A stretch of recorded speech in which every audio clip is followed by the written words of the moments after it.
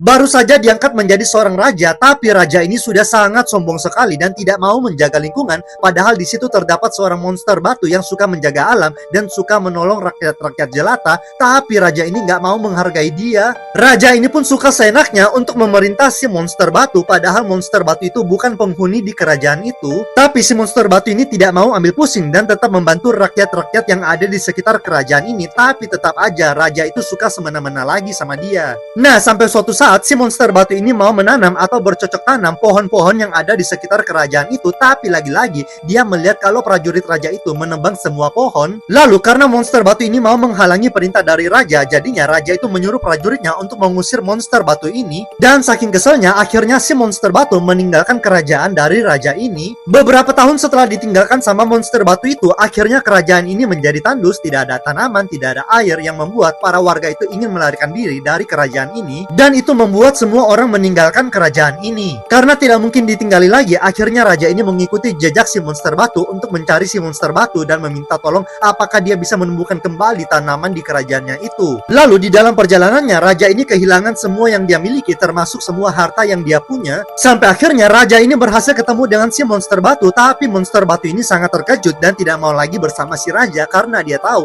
kalau raja ini tidak suka menjaga lingkungan. Baru saja si monster batu ini mau menginjak si raja, tapi dia melihat kalau raja ini melindungi sebuah bunga saat dia meminta maaf, dan hal itu membuat si monster batu menjadi luluh dan mau membantu si raja untuk kembali menumbuhkan pohon di kerajaannya. Dan akhirnya monster ini kembali lagi ke kerajaan itu bersama si raja untuk menumbuhkan pohon di kerajaannya. Tapi yang terjadi di sini nggak nyangka banget. Lanjut part 2.